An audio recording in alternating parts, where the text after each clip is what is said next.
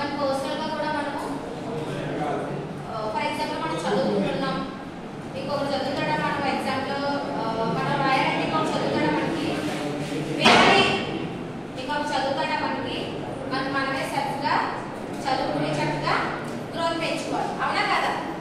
Second purpose and fulfilment.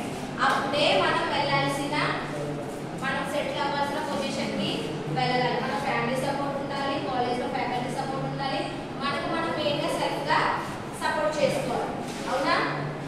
Okay. Fourth one, promote psychological well being. Promote psychological well being. First one,